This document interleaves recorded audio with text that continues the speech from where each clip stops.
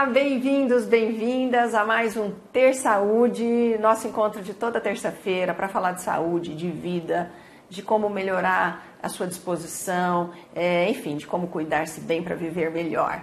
Lembre-se de se inscrever no canal, de indicar o canal para um amigo, para uma amiga, de apertar o sininho para você ser lembrado dos vídeos que estão chegando.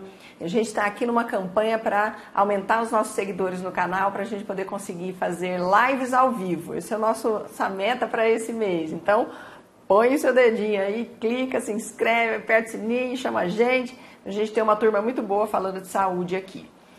Bom, hoje nós vamos falar de um tema que é muito debatido, muito comentado e muito comum, que é a fibromialgia.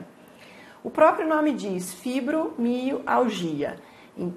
Mio é músculo, fibra muscular, algia dor. Então é dor na fibra muscular.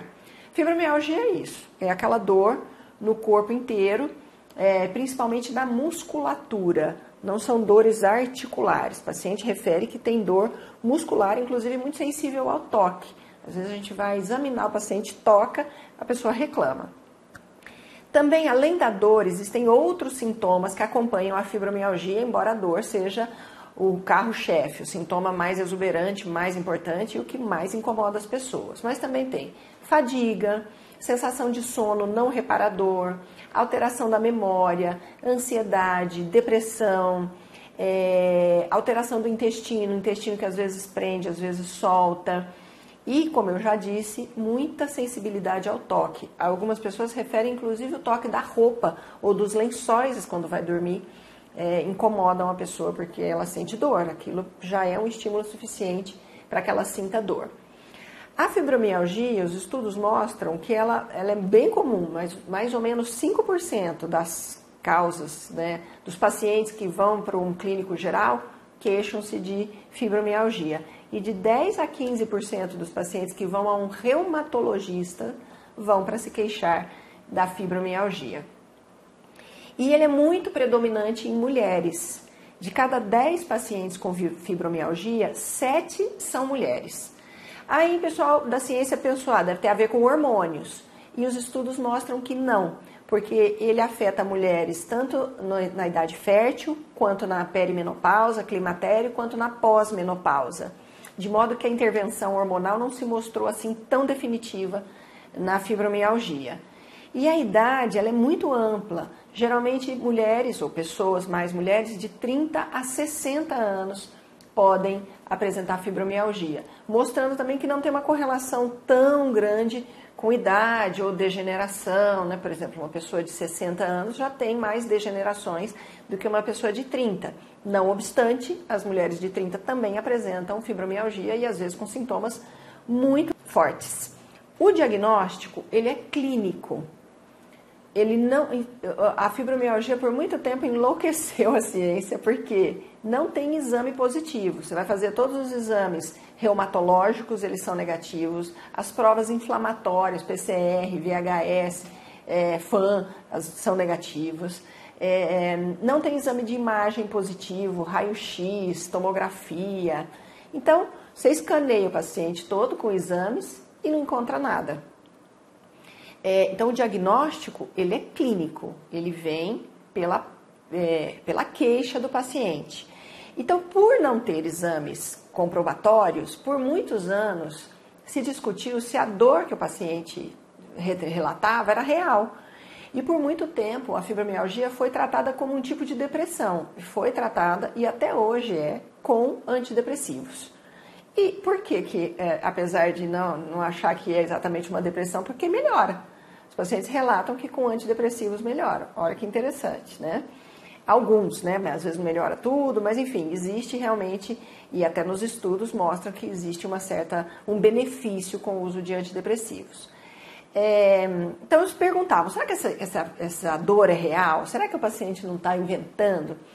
E os estudos mostrando, com técnicas que permitem ver o funcionamento do cérebro em tempo real, viram que realmente os centros da dor estavam ali sendo ativados. Ou seja, o paciente de fato sentia dor. Não era uma coisa imaginária. O centro da dor estava sendo ativado. Agora, fazer aqui um advogado diabo. O centro da dor, ele pode ser ativado pela imaginação. Assim como o centro da salivação. Olha que interessante. Se você pensar em um limão, você pode salivar. Se você pensar, faz esse exercício, fecha os olhos, pensa num suco de limão sendo espremido na sua boca. Você saliva na hora, até de falar eu salivo. Então o cérebro, ele não distingue muito bem não, aquilo que é imaginário daquilo que é real. Então anota aí no seu caderninho. Para de sofrer por coisas imaginárias. Já basta o que é real para a gente sofrer, tá? Bom, então o que eles descobriram é que realmente o centro da dor lá no cérebro, fizeram as pesquisas e o cérebro estava ativado ali no centro da dor. Mas que essa dor era uma dor diferente, porque não havia lesão alguma no lugar referido à dor, nem lesão muscular, nem prova inflamatória, nada. Então o que a gente faz, nós médicos profissionais de saúde, a gente acaba fazendo um diagnóstico de exclusão. Um bom médico, ele faz uma entrevista muito bem feita e pede exames, não para comprovar a fibromialgia, mas para excluir outras hipóteses diagnósticas. De repente a pessoa tem um reumatismo, uma artrose, uma artrite, e o médico está aí comendo bola achando que é fibromialgia. Então a gente pede exames mais para excluir outras possibilidades. E fica a fibromialgia como um diagnóstico de exclusão, um diagnóstico de exceção. Quer dizer, afastei todas as outras possibilidades, então ok, aquilo é uma fibromialgia. A fibromialgia, segundo os estudos, ela tem critérios, que é dor por mais de 3 meses no corpo todo e dor em 11 pontos de 18 pontos pré-estabelecidos. Esses critérios também sofrem inúmeras críticas, porque, enfim, a ciência está sempre discutindo se aquilo é o melhor critério para incluir a pessoa na síndrome da fibromialgia. Então, e também tem uma coisa, quanto mais pontos se exige, menos os homens são diagnosticados, porque os homens até culturalmente, eles reclamam menos de dor, eles toleram melhor a dor, eles usam outros subterfúgios anestésicos, como por exemplo o álcool. E aí a gente acaba tendo que mais mulheres têm, a discussão é até, será que é mesmo porque acontece mais em mulheres ou porque as mulheres reclamam mais, se expõem mais, colocam mais o sintoma? O homem acha que sentir dor é uma coisa de fraqueza, né? Ainda tem um pouco algumas pessoas que têm esse tipo de pensamento. Então essa é a discussão da ciência, tá? E outra coisa que esses critérios também excluem são os outros sintomas, fadiga, dificuldade de sono, síndrome das pernas inquietas, síndrome do intestino irritável. Isso tudo está dentro da síndrome da fibromialgia. 50% das pessoas com fibromialgia também têm depressão.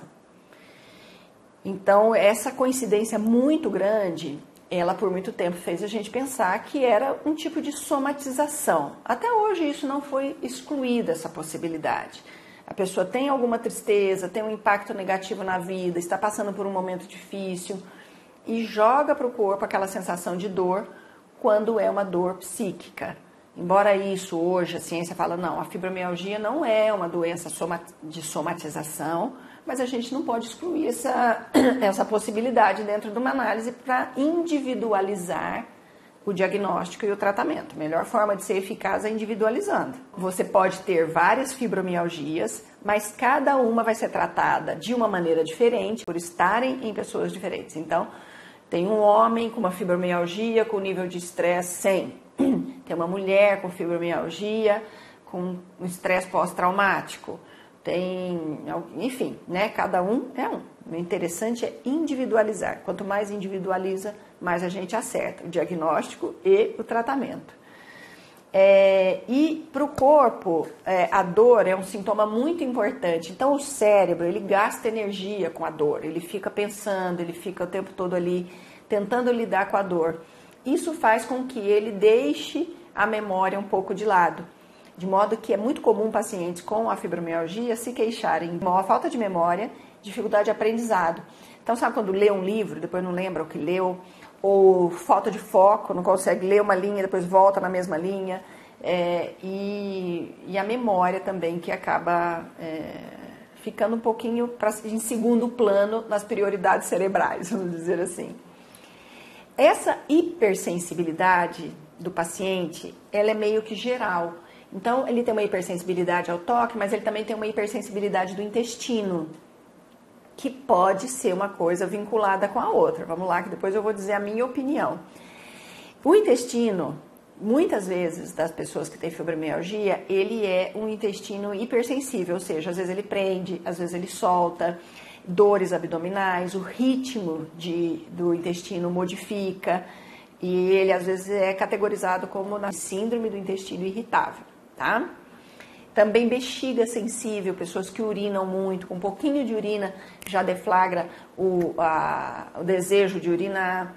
Sensação de adormecimento nas mãos e nos pés podem acompanhar a síndrome. Dores de cabeças frequentes e maior sensibilidade aos estímulos ambientais. Por exemplo, odor. A pessoa tem cheiro, tem muita aflição de cheiro forte, ou ela se irrita, ou ela tem alergia. E barulho, não tolera barulho, não tolera ruídos. Então, tudo isso faz parte da fibromialgia. Então, não existe uma causa única, não existe um sintoma único. Existe tudo isso que a gente está falando. A ciência diz, né, os estudos dizem que é como se o cérebro da pessoa que tem fibromialgia tivesse um botão de volume meio danificado. Então, ele desregula, ele ativa demais e qualquer coisa faz o volume. Sabe quando você está escutando uma música, o volume faz, né, aumenta muito? É isso que o cérebro do fibromiálgico faz. Então, às vezes ele está sem dor, aí ele tem um surto de dor. Faz dor, aí essa dor desaparece. Isso é uma coisa muito interessante para a gente fazer o diagnóstico diferencial. Porque se a pessoa tem uma artrose, tem uma artrite, aquela dor não vai desaparecer. Ela está ali de manhã, de tarde, de noite. Na fibromialgia, ela dói mais à noite, de dia ela não dói nada. O outro dói um pouquinho ali, depois para de doer, depois dói aqui, aí dói no joelho, aí dói no quadril. Então, é essa característica que não é uma dor fixa, mas antes uma dor nômade, uma dor que vai mudando, né, de lugar. Essa dificuldade do cérebro equalizar a dor, ela pega toda a parte da sensibilidade e não do motor, tá? E as alterações de dor pioram muito com a falta de sono, com a fadiga, piora o humor, aí a pessoa fica mal-humorada, fica triste, e as pessoas, a ciência fala, será que isso é causa ou é consequência da fibromialgia? A pessoa está mal-humorada, dorme mal, está triste, está fadigada porque ela tem fibromialgia, ou ela tem fibromialgia porque ela está triste, fadigada, mal-humorada? Então, realmente, a ciência fica discutindo. Isso é legal para você se observar. Estou colocando isso porque quando existe uma síndrome que tem tanta dificuldade de categorizar, é porque ela é muito individual. Então, qual é a sua? Eu vou dizer agora o meu pensamento, porque, óbvio, a gente estuda, a gente vê o que a ciência diz, os estudos mostram, e como profissional de saúde, eu vou refletindo sobre isso para poder ajudar meus pacientes da melhor maneira possível. Eu acredito muito que a fibromialgia tem a ver com neuroinflamação, com estresse crônico, com alterações hormonais e com alterações nutricionais. Explico. Neuroinflamação. Muitas vezes a pessoa tem uma intolerância alimentar, ela não poderia comer leite, trigo ou alguma outra coisa, e ela inflama quando ela come isso. Ou outro motivo inflamatório, um motivo ambiental que ela está, motivo inflamatório, ou uma droga que ela está usando, um remédio que ela está usando, pode ser neuroinflamatório, ou uma infecção que ela teve, pode ser neuroinflamatório. Eu sempre olho para a possibilidade de uma neuroinflamação. E cuido disso, trato disso. Importante saber o que pode estar causando. Será que é alimento que você não está comendo? Será que você vive num lugar poluído? Você fuma muito? Você teve uma infecção viral forte recentemente? Porque a gente sabe que vírus tem um tropismo grande pelo cérebro, né? Outra coisa é estresse crônico. O estresse crônico já está mais do que comprovado que causa dor. Até porque o estresse crônico, quando a gente tem estresse, a gente faz cortisol. O cortisol é um analgésico.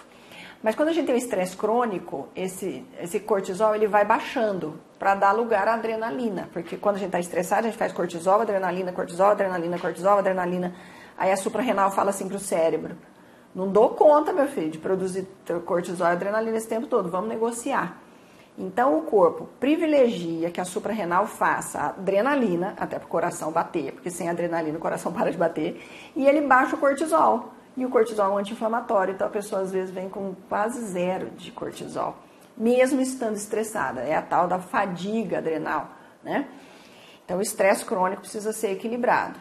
Alterações hormonais, sim. Então uma delas já falei, que é a baixa de cortisol. A baixa de progesterona, a progesterona é um analgésico, né? Tanto que é o hormônio da gravidez para a mulher poder fazer aquela modificação brutal no corpo, poder ter o parto, né? Sem que o corpo tivesse analgésicos aumentados, provavelmente a dor da gestação e do parto seria insuportável para a mulher.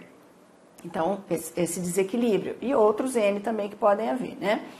Que também, se eu for falar, que a aula vai durar o dia inteiro. E alterações nutricionais, por exemplo, falta de magnésio. Magnésio é um grande relaxante muscular, muito interessante para poder melhorar isso. Falta de complexo B, que melhora muito toda a cadeia neuronal. Falta de 5-hidroxitriptofano, que é um precursor de serotonina. Enfim, existem nutrientes que ajudam o cérebro na questão da dor, na questão do relaxamento muscular, de mandar os estímulos nervosos, de equalizar os estímulos nervosos e dolorosos. E se você não tem esses nutrientes, o cérebro não tem como fazer. Então, na minha opinião, eu considero tudo isso que eu li, que eu estudei, que eu contei aqui para vocês, mas existem essas 4 esses predisponentes possíveis, né? Neuroinflamação, estresse crônico, alteração hormonal e alteração nutricional. Então, a fibromialgia, ela requer uma mudança de estilo de vida também. Pensar sobre si, pensar de novo, né, da maneira que você está na vida, o que você come, o que você faz, como é que você lida com o seu corpo, com as suas emoções, e poder informar isso da maneira mais detalhada possível para o profissional de saúde, para o médico que está cuidando de você e da sua fibromialgia. Você gostou dessa aula? Que bom! Se você gostou, indique, sugira para alguém, mande essa aula para alguém, sugira que essa pessoa se inscreva no canal, aperte o sininho para você ser sinalizado de quando tem vídeo novo. Essas aulas que eu faço, muitas delas são sugestões de temas de vocês. Então, assim, seus comentários são muito bem-vindos, ou aqui, ou nas outras redes sociais, sugerindo temas, discutindo o assunto, comentando, que a gente possa acrescentar e enriquecer ainda mais a discussão sobre esse assunto. Um beijo e até a próxima Ter Saúde. Tchau!